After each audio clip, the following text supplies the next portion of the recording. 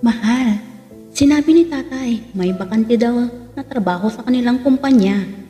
Tamang-tama ako doon na makapagtrabaho. Oras naman na sigurong makapag-ipon tayo kahit konti. Lalo pa na may anak na tayo. Ayaw ko naman na lumaki ang anak natin na ganito ang buhay natin. Naku mahal, ikaw, nasa sa iyo na naman yan. Kasi ikaw ang magtatrabaho doon. Salamat mahal, naiintindihan mo ako. Siyempre mahal, kung ano ang desisyon mo, tatanggapin ko. Ngitinguwi ka ni Carmen sa akin.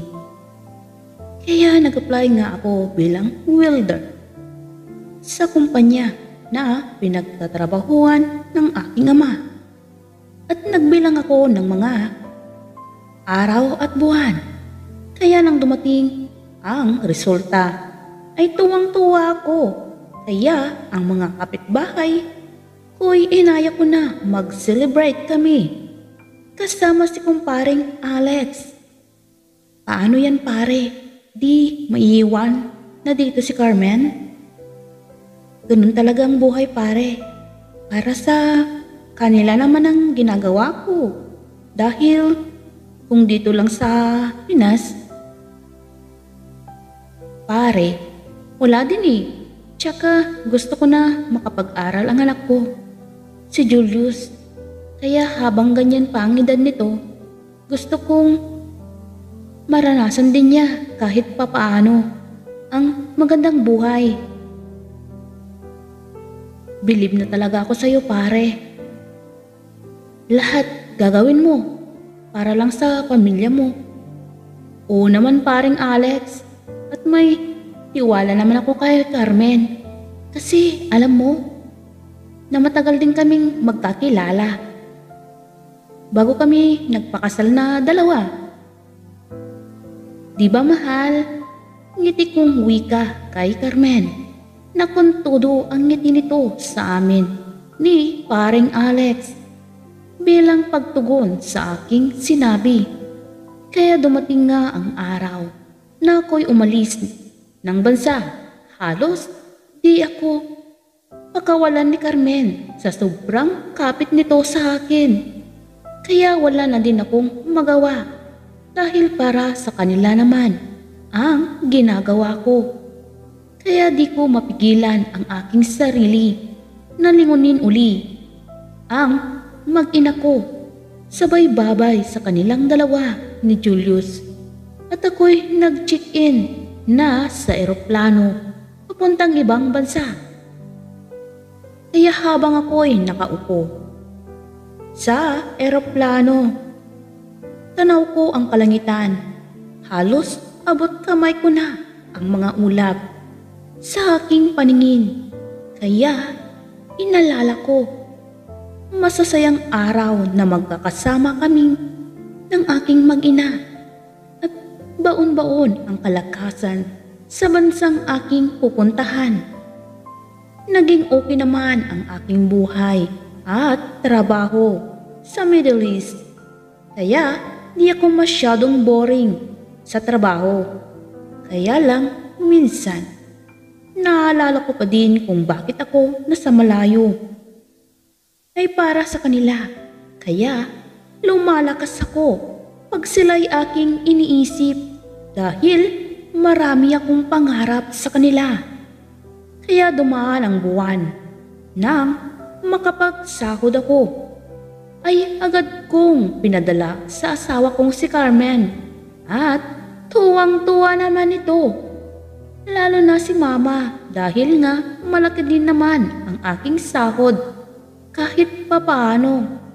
Halos lang di ko na maisip na magtira ng allowance para sa sarili ko dahil iniisip ko sila kung meron ba silang kakainin or kung okay lang ba sila. Isang araw na noon, kausap ko si Carmen sa phone. Mahal, musta ka naman dyan? Okay lang mahal, musta ka din? Eto, okay lang din nga pala mahal. Nagpunta ako noong isang araw sa clinic. Nagpa-check up.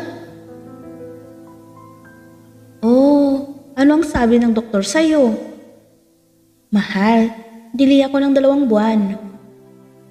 So, mahal, bakit daw? Mahal, nagdadalang tao ako. Ha? Talaga mahal? Oo, mahal. Kaya nga iniisip ko. Paano? Nasa ibang bansa ka pa. Baka pwedeng kunin ko si nanay sa bahay para naman akong may kasakasama. Ako mahal. Okay mahal, hayaan mo. Bibigyan ko din ng pera si nanay para naman kahit papaano may allowance siya. Salamat mahal. Napakabuti mo. Talaga. Naku mahal, wala yun. Ang isipin mo, ang kalusugan mo, okay? Huwag ka masyadong magpupuyat. Okay mahal, ingat ka lagi. Mga usapan namin ni Carmen.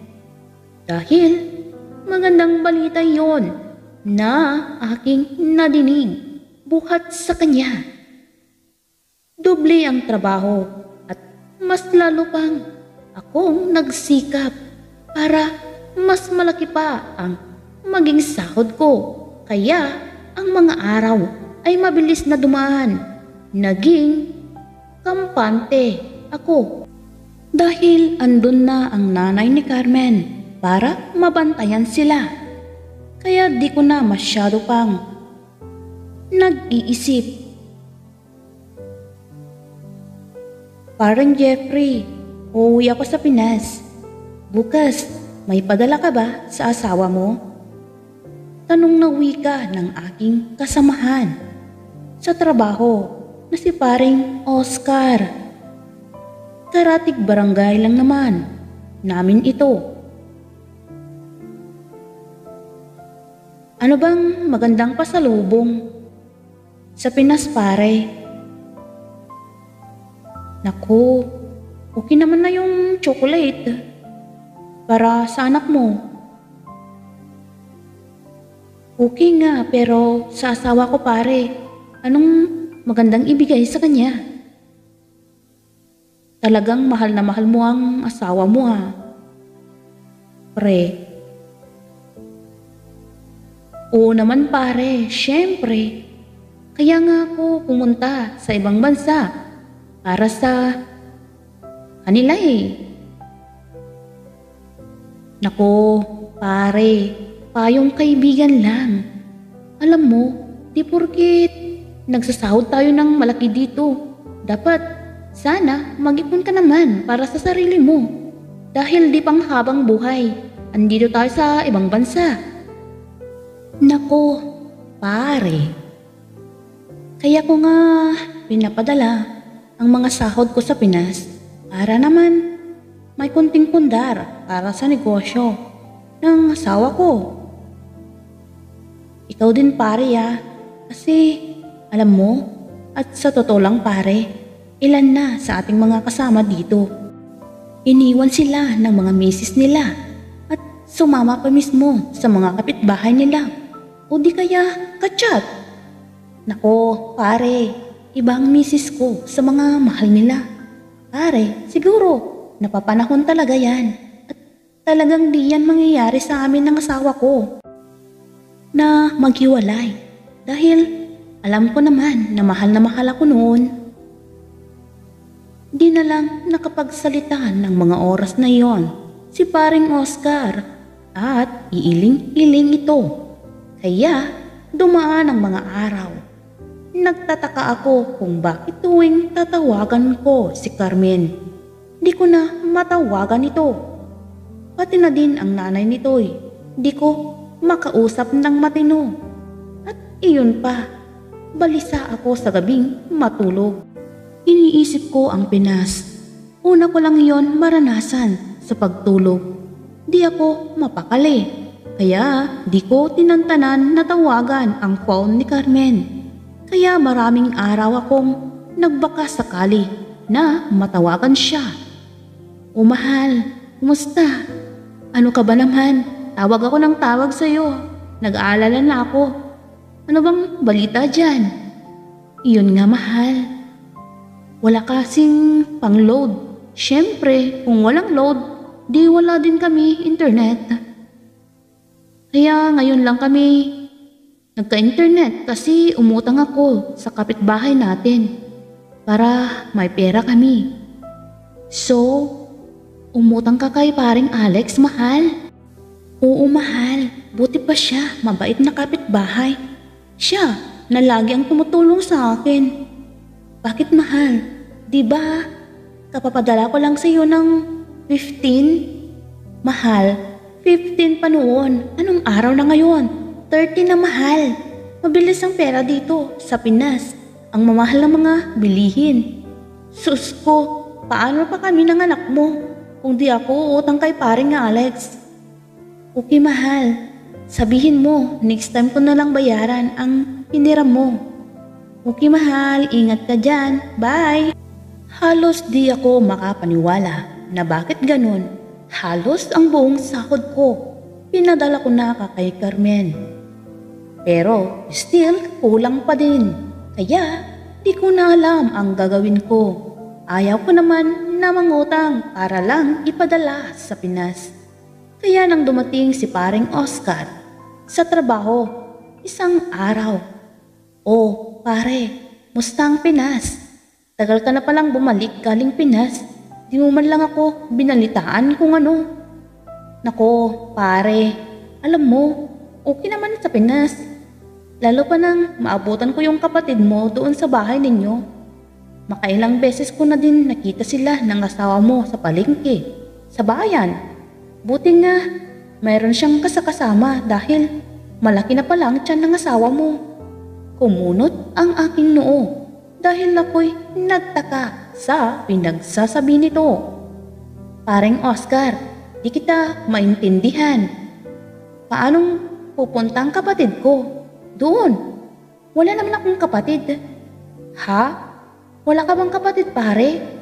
Kasi may nakikita akong kasakasama ng asawa mo.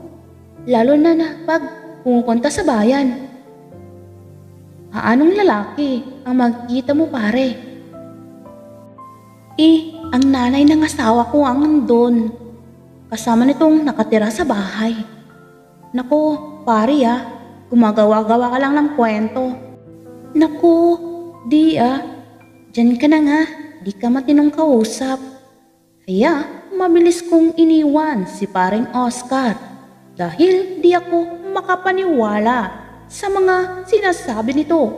Kaya dumaan ang mga araw. Nakipag-chat ako sa mga kapitbahay namin at nakibalita na din sa FB. Pero still ganun din ang sinasabi nila. Tungkol kay Carmen, di ko matukoy kung sinong lalaki ang sinasabi nila. Kaya di na ako makapagtrabaho ng gusto dahil kahit tanungin ko kay Carmen, wala daw naman itong kasakasama doon.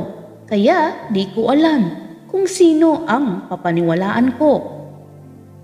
Kaya umuwi na lang ako sa Pinas na walang nakakaalam.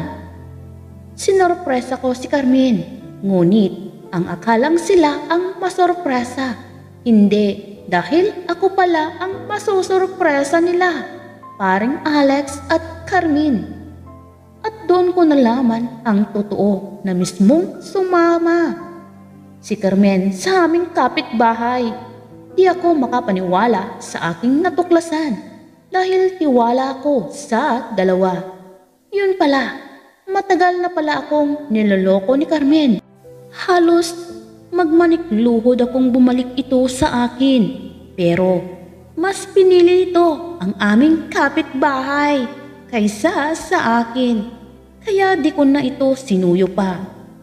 Di pala nakaya ng nanay nito ang ginagawang panloloko ni Carmen. Kaya umalis din ito sa bahay. Kaya nagpatuloy akong nagtrabaho sa ibang bansa. Kaya nang makaipon ako ng konti, umuwi na din ako sa Pinas at nagtayo ng business. Isang araw na noon, habang ako'y nasa shop, mayroon akong di inaasahang bisita. Jeffrey. Oh, ikaw pala. Buti naman. Naalala mo pang dumalaw. Jeffrey, nahihiya kasi akong pumunta dito. Kung gusto mong makita si Julius, andyan siya. Sandali, tatawagin ko sa loob ng bahay. Jeffrey, di lang si Julius ang gusto kong makita, kundi pati din ikaw. Kahit di mo na ako makita, Carmen, dahil okay lang ako. Lagi kang tinatanong ni Julius, kaya tsak matutuwa yun pag nakita ka. Ikaw ba, Jeffrey? Ayaw mo na ba akong makita? Carmen, busy ako sa trabaho. Kung pumunta ka dito, di maganda. At least, madalaw mo si Julius. Kung ako, kahit di mo na isipin pa. Jeffrey, sana mapatawad mo ako. Di ko alam ang sinasabi mo, Carmen. Matagal na kitang pinatawad. Pwede ka ditong pumunta anytime para dalawin mo si Julius. Jeffrey, gusto kong bumalik sa'yo at buuin ang dating sinira ko. Carmen, ikaw ba talaga yan? Tumango-tango ito sa akin at kita ko sa mga mata ni Carmen ang pagsisisi, kaya tinanggap ko na din ito ng taos-puso dahil humingi ito ng tawad sa akin. Kahit pa sa bihing nagkamali ito ng daang tinahak, at dahil bumalik na ito ay malugod kong tinanggap kahit ano pa ang sabihin ng ibang tao. Si Carmen ay nagbago na. Pinakita nito na ito'y totoong nagsisi.